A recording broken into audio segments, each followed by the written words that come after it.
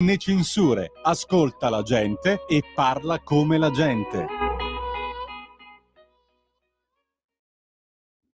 Va ora in onda il garage dell'Alfista, l'unica radiovisione dal cuore sportivo. Alla guida Antonino Danna. E la linea torna subito ad Antonino Danna. Grazie condottiero, mio condottiero, amiche e amici miei, ma non dell'avventura, di nuovo buongiorno. Siete sempre sulle magiche onde di Radio Libertà.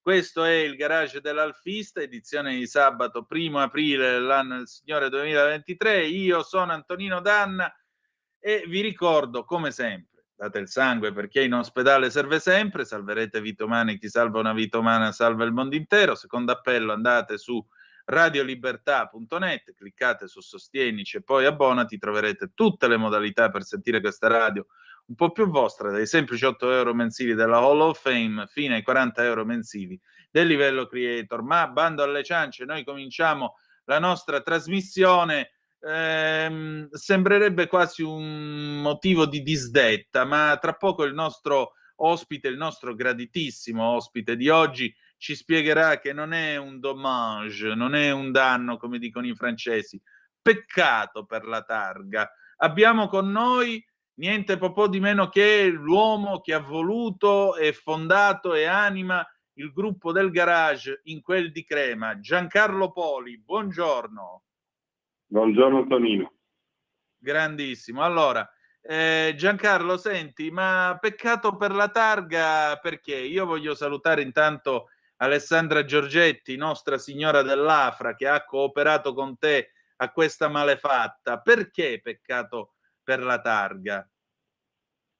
Peccato per la targa perché quello che magari si sentono dire quegli appassionati collezionisti di moto e auto d'epoca che possiedono un'automobile, una moto che per una serie di motivi è stata ritargata, magari automobili reimportate dall'estero, quindi salvate da una fuga o recuperate, anzi al contrario, oppure auto che sono state demolite e poi ritargate, quindi comunque auto salvate. Un tempo poi si cambiava la targa quando si cambiava la provincia e quindi cosa succede? Che magari automobili d'epoca, faccio un esempio, un'automobile degli anni 70 con una targa con una provincia individuabile, viene ritargata con una targa bianca e quindi una targa che non è più contestualizzata rispetto all'età dell'auto, la gente chi ha ricordi dà molto fastidio perché per tanti è come se fosse un pugno in un occhio.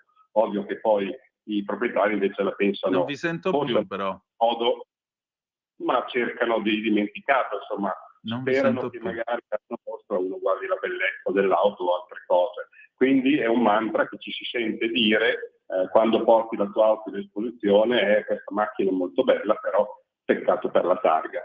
Questo è un dato di fatto. Siccome in tanti se lo sono sentiti dire, abbiamo deciso di organizzare un raduno tra amici, quindi un passaparola, un piccolo passaparola, quindi non abbiamo fatto un raduno in grande stile, ma abbiamo radunato amici o amici degli amici che possedevano queste auto ritargate e con la partecipazione, con l'aiuto del Museo Alfa Romeo, abbiamo fatto una piccola gitarella di pochi chilometri il sabato scorso e abbiamo visitato i magazzini dell'Afra, che è un magazzino di ricambi Alfa Romeo ed altri marchi, quindi abbiamo visto questi diciamo magazzini che sono molto, molto caratteristici.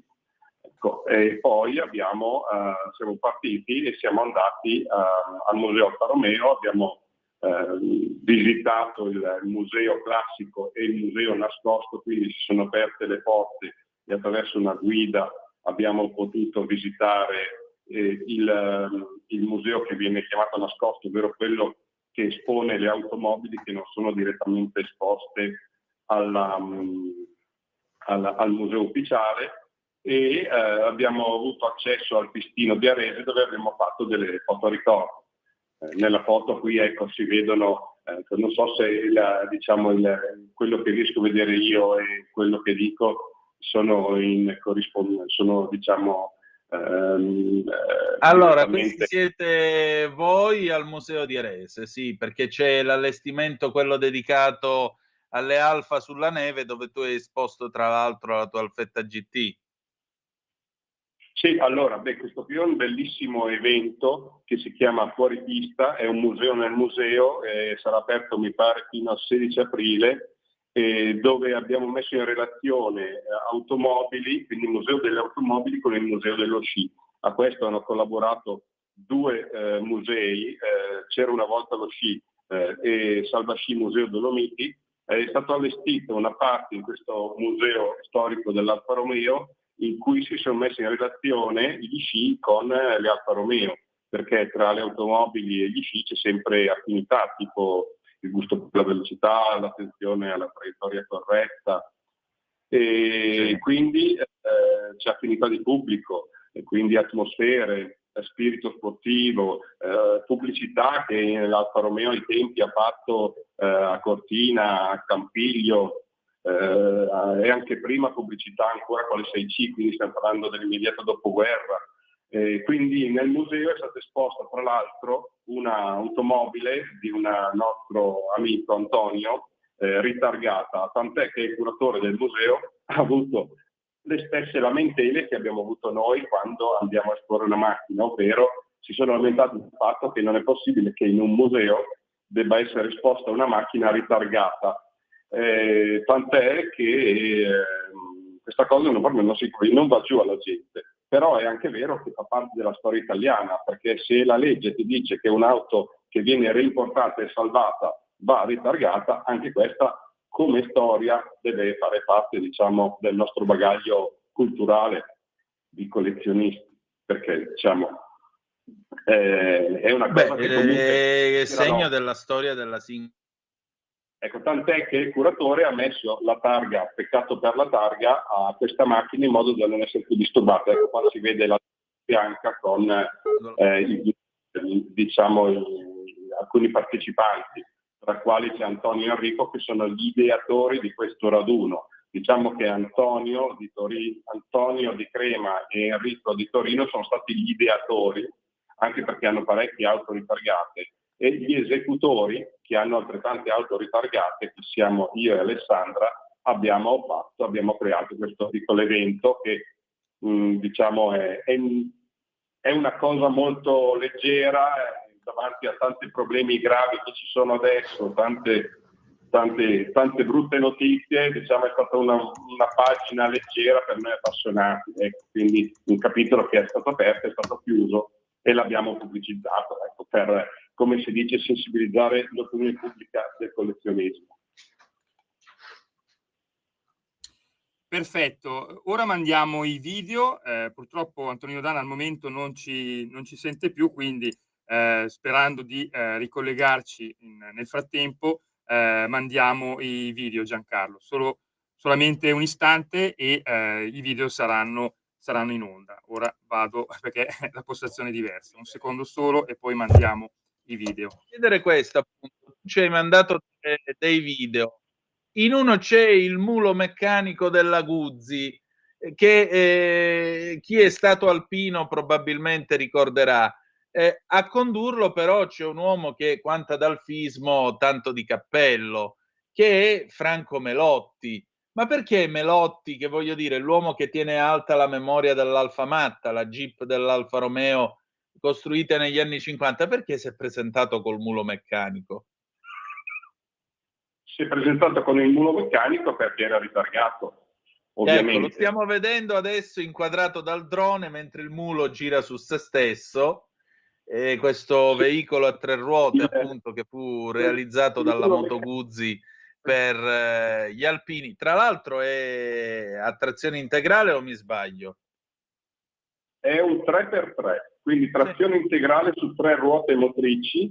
Non si nota molto nel video, ma per esempio ha dimostrato Franco Melotti che mentre lo si guida si può cambiare lo scartamento delle ruote posteriori in funzione della larghezza della mulattiera che deve percorrere, quindi che gira su se stesso, lo avete visto, e quindi è stata data una bella dimostrazione al museo di Arese di questo mulo meccanico del 1960 che era comunque molto pericoloso, soprattutto in discesa. Ecco. È comunque una macchina molto, molto interessante. Tra l'altro può essere cingolata, se vedete diciamo che sul piccolo cassone posteriore ci sono i cingoli che si possono applicare, quindi va anche sulla neve. Che spettacolo. Tra l'altro lo ricordiamo ai nostri ascoltatori, il mulo della Guzzi è stato il primo mezzo che ha montato il motore bicilindrico che oggi caratterizza le motociclette della casa di Mandello Dell'Ario, o meglio, il primo ancora fu una Fiat 500 a cui la Guzzi montò come prototipo il motore, la Fiat la provò, mandò una lettera di ringraziamento, ma la cosa non ebbe più seguito. Adesso stiamo vedendo il video con l'arrivo di tutti gli amici, ecco il professor Giorgio Cottigelati al museo di Arese, però vai avanti Giulio Cesare, abbiamo altri video, ancora credo, ecco, qui si sta andando sul pistino di Arese, guardate, Giulietta TI, poi abbiamo varie Giulie, una 8C, 147, 159, c'era anche la tua 2000 Touring, se non sbaglio. Sì, c'era anche la mia 2000 Touring, una bellissima Lamborghini Touring 400, Lamborghini GT Touring 400 di Carlo, una GTV6 di Raimondo, una Spider 2000 che è quello di Giordano, una bellissima inglese Triumph Roadster, quella rossa di Simone, c'era una Giulietta Sprint passo corto di Vincenzo, c'era di Alessandra la Giulietta Sprint prima serie, quella verdina, c'era la Lancia Fulvia Monte Carlo di Eugenio. Ecco, poi ci sono alcune auto di amici che sono voluti intervenire, c'era anche una Mazda MS5 che è stata rimportata in Italia dall'estero. Insomma, c'era la Jaguar, una E-Type ritargata. Ecco, diciamo, abbiamo portato alcune auto proprio per fare vedere che cosa intendevamo dire, che cosa abbiamo pensato di fare per questo piccolo evento. Ecco. Insomma, diciamo che siamo belli lo stesso, anche se ritargati, dai. Sicuramente. Ecco. Senti, ma voi avete fatto anche un aperitivo alla sede dell'Afra, a Settimo Milanese. Ricordiamo a chi ci sta ascoltando che l'Afra è il tempio del ricambio storico dell'Alfa Romeo, almeno dal 1930 fino ad oggi. Avete intenzione di riproporvi magari l'anno prossimo? Perché questa l'avete fatta il 25 marzo. Ma direttamente come gruppo no, se dovesse magari un'associazione prendere questa idea e poterla sviluppare, ben lieto poi di parteciparvi, ma è diciamo una cosa semplice e dimostrativa, anche perché si sta aspettando di fare un decreto attuativo per poter ricollocare delle targhe storiche su auto vecchie. Questo non so se si farà o se non si farà, comunque vada. In questi tempi c'è ben altro a cui pensare, penso che non è fondamentale per noi, o quantomeno per me per adesso avere una targa vecchia. Certo. Tengo anche le mie auto con le targhe, diciamo, ritargate, ecco. Quindi non è una mia intenzione riproporlo, ma se qualcuno lo dovesse fare, noi abbiamo lanciato il SAS. Giancarlo, senti, come si dice, il nostro... Oddio, intanto ti comunico che sono arrivate delle zappe qui al 346-642-7756. Grazie Antonino, aspetto il garage dell'Alfista, chissà se tra 20 anni vedremo ancora il marchio del Biscione. Grazie ancora. Poi un altro ascoltatore o ascoltatrice, mamma mia che belle foto, un gruppo spettacolo, grazie. Poi ancora, buongiorno Antonino, Booster Sizzi Alicante, autostrade in Italia fino a Ventimiglia si paga tutta, da Mentone alla Cianchiera idem, arrivato in Spagna tutta l'autostrada del Mediterraneo gratis. Come dicevi prima, Tocul all'Europa, sì anche, Tocul all'Europa ci sta sempre bene, a questa Europa che non ama le nazioni ma è solo un club monetario. Ma torniamo a noi. Giancarlo, senti, tra le vetture della tua scuderia ce n'è una molto particolare. Noi quando ci siamo conosciuti grazie all'Arna, ma ce n'è una che è arrivata adesso e che ha un colore particolare. Ce ne vuoi parlare? È un Alfa 33, un Alfa Romeo 33 color verde ottanio. Diciamo che non è una supercazzola, precisiamolo. Scusa? Non è una supercazzola un colore che si chiama verde ottanio. No, è il nome del colore di un'auto con un carburatore a doppio corpo 1300. L'abbiamo presa proprio per il colore, soprattutto per il colore, da amici di Vigolo in provincia di Bergamo, un posto che poi frequenteremo perché faranno una bellissima festa quest'estate. È una macchina che abbiamo preso per celebrare i 40 anni della 33. Uno dice sì, una semplice banale 33, ma forse perché siamo già troppo anziani. Se pensiamo che la 33 ha 40 anni, stiamo pensando a delle macchine che dovrebbero essere prodotte qua dietro l'angolo, invece la 33 ha compiuto 40 anni quest'anno. Quindi è stata celebrata, viene celebrata sia al Museo di Arese e attraverso delle manifestazioni. Domani la porteremo al Passo del Tonale a un evento organizzato dall'Alfa Club Milano, per esempio. Quindi l'abbiamo presa appunto per celebrarla e ce la terremo perché è un'auto molto, molto simpatica e carina. Fanno parte di tutte quelle auto che un tempo avevano una forma, quindi quando si parla di design, quindi bellezza, estetica e funzionalità, erano in connubio e si creavano delle automobili interessanti in Italia, soprattutto una diversa dall'altra. Adesso ci sono delle automobili che quando si ferma al semaforo e guardi quella davanti non sai che macchina è. Un tempo la vedevi distante a 500 metri e la riconoscevi. Quindi sono tutte automobili, quindi anche la 33, immediatamente riconoscibili, che piacciono o non piacciono, comunque avevano molto più carattere di quelle che vengono prodotte adesso. Questo è il mio modesto parere. Poi quelle nuove avranno altre caratteristiche, non lo metto in dubbio. Però se si parla di design, quindi anche linee e funzionalità, l'Italia era secondo me maestra, quindi avevamo forse tra le macchine migliori del mondo da questo punto di vista.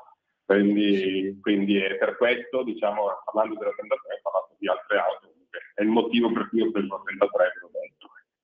Beh, sicuramente, anche perché la linea fu appunto lo slogan con cui l'Alfa 33 venne presentata alla stampa e venne avviata alla commercializzazione negli spot pubblicitari, nei manifesti, nei dépliant. Alfa 33 era la linea proprio perché era fatta, è un disegno fatto in realtà di 3 linee spezzate, una inclinata, una dritta e un'altra che si inclina verso l'alto a significare, a simboleggiare il bagagliaio.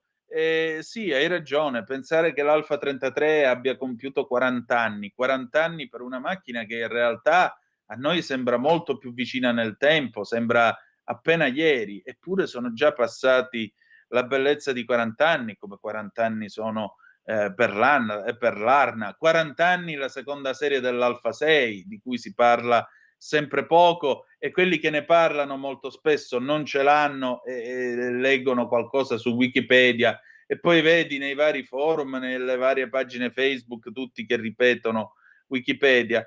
Io vorrei conoscere quello che ha scritto la voce sull'Alfa 6 su Wikipedia per chiedergli alcune cose, ma questa è un'altra storia. Senti Giancarlo, ma intanto io vorrei salutare tutti gli amici del gruppo del garage, che quindi domani voi avete questo appuntamento con Club Alfa, giusto? Sì, Alfa Club Milano Alfa Club Milano. Dura 2 giorni, noi parteciperemo solo all'evento di domenica dove mangeremo sul Passo del Tonale è praticamente uno dei percorsi che facevano i collaudatori Alfa Romeo quando dovevano provare sulla lunga distanza le automobili, quindi prototipi o qualsiasi altra auto, ecco, loro la prendevano e percorrevano determinate strade per mettere alla prova le vetture nuove. Volevo ancora ricordare all'evento Peccato per la Targa che nell'APRA che abbiamo potuto visitare è un'azienda italiana da 3 generazioni.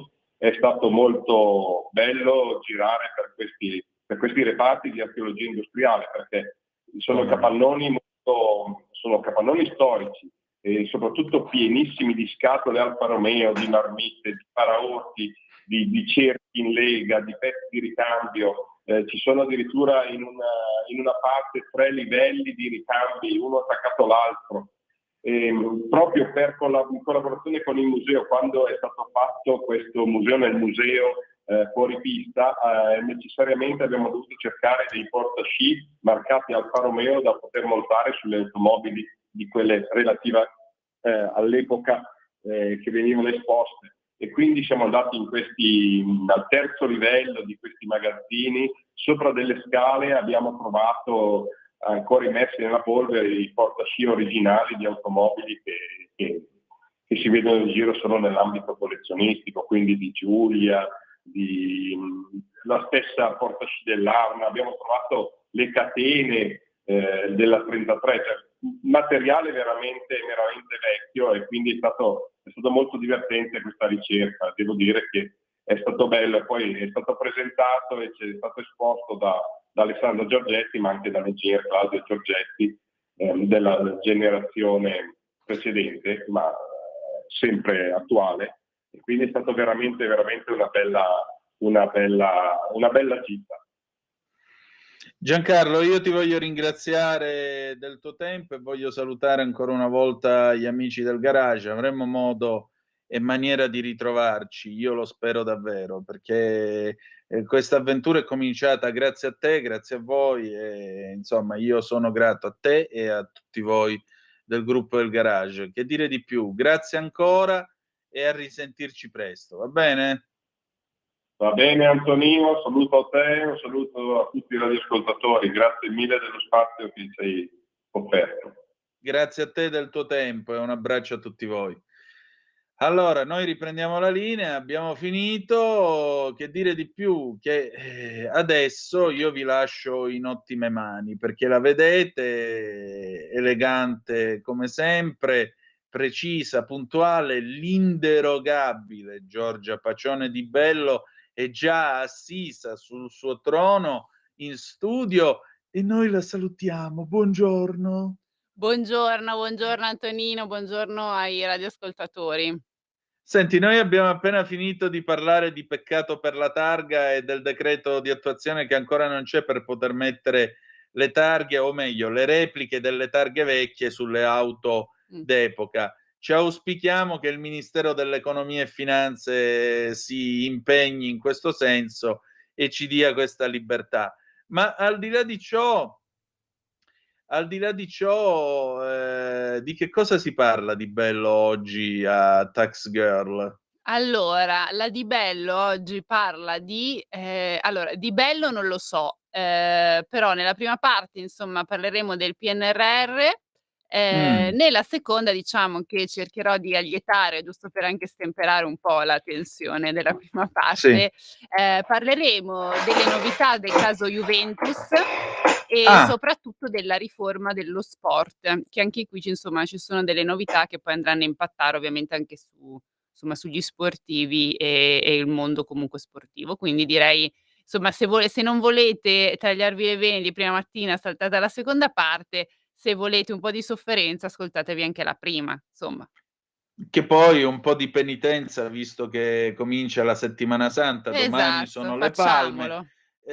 Sai, da noi in Calabria avevamo i vattienti a Nocera Terinese che si fustigavano e si flagellavano perdendo sangue, ma anche quest'anno per la terza volta l'amministrazione comunale ha detto di no perché è vietato perdere sangue per strada per motivi igienici, quindi non ci sarà questo rito secolare, amen. Però se volete fustigarvi pensando al fisco italiano, nel segreto delle vostre stanze potete farlo. Senti, mi dici almeno una cosa bella per Pasqua che troviamo nell'uovo di Pasqua?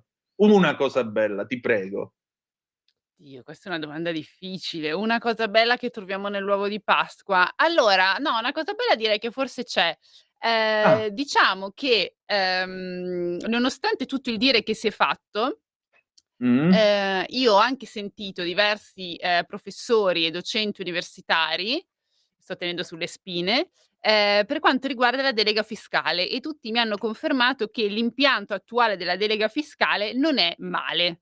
Quindi ah. portiamocela a casa, poi dopo c'è tutta la parte dei decreti attuativi, ma insomma per adesso accontentiamoci. Deo grazie a Sagamus. E con questo io vi lascio nelle mani della nostra inderogabile Giorgia Pacione di Bello, poi alle 11 seguirà la nostra Gemma Gaetani con una Gemma in cucina e che dire di più, insomma, restate con noi perché vedete, vi lasciamo in ottima compagnia. Grazie per essere stati con noi, buon lavoro a Giorgia, un saluto anche al nostro condottiero. Noi ci si ritrova lunedì alle 18.05 trattabili su queste magiche onde e ricordate che malgrado tutto the best is yet to come, is yet to come, il meglio deve ancora venire e buona Domenica delle Palme a tutti. Vi ha parlato Antonino Danna, buongiorno. Avete ascoltato